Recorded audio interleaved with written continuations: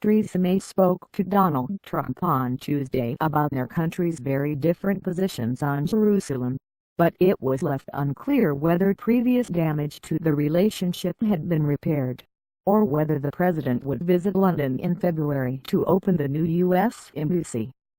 The call between the two leaders came 13 days after May had announced she would speak to Trump about his decision to recognize Jerusalem as the capital of Israel, a position at odds with the policy pursued by London and almost all other member states, which argued that the fate of the city should be decided in comprehensive negotiations. Asked if the 2-week delay amounted to a snub by Trump, a spokesman for May said the pair had a good relationship which included being able to differ on some matters.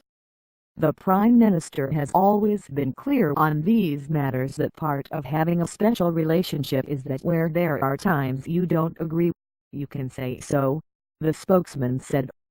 However, there is still no agreement on a Trump visit to the UK, which had been postponed because of fears that it would trigger mass demonstrations.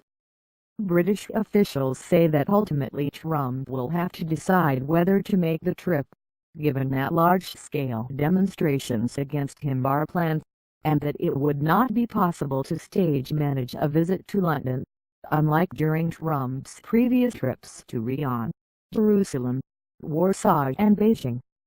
The U.S. ambassador to the UK, Woody Johnson, a personal friend of Trump, said last week he expected the president to visit London in the new year, raising expectations that he would fly in to open a new $800 embassy complex in Battersea on the south bank of the Thames.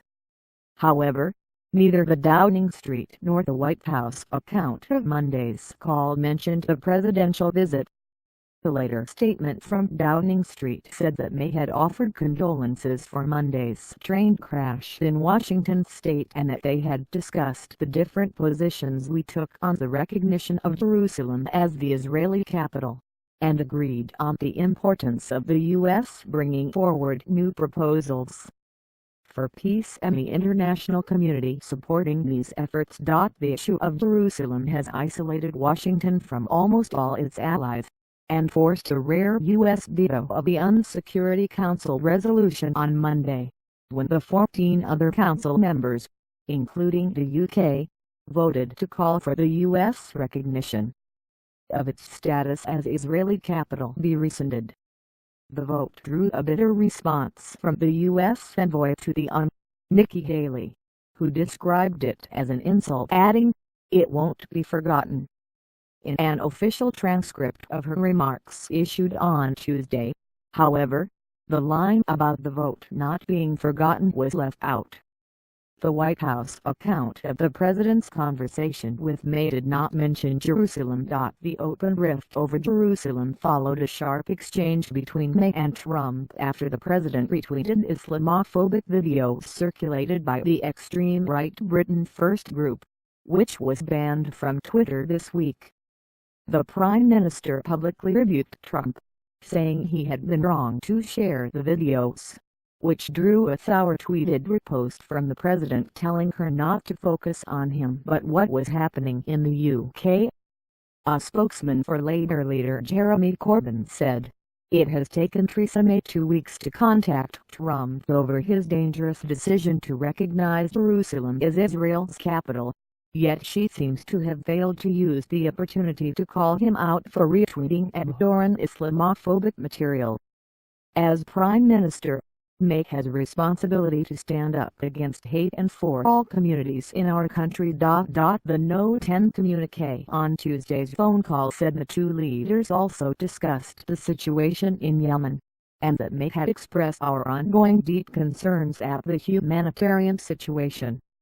The Saudi-led coalition supported by both countries is conducting an aerial bombing campaign and a blockade of rebel-held areas that has contributed significantly to a humanitarian disaster.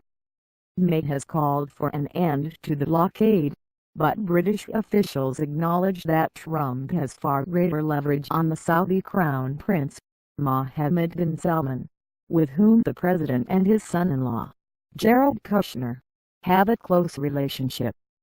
Trump issued a brief statement on December 6, saying he had asked U.S. officials to ask Iran to allow food, fuel and water and medicine to reach Yemeni ports, but he has not put overt pressure on Salman on the issue.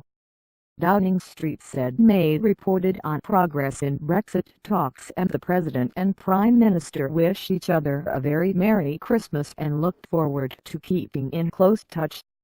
The White House Press Secretary, Sarah Sanders, said discussions with London about the visit were continuing. "We are working with them to finalize the details, which we expect to announce soon," Sanders said.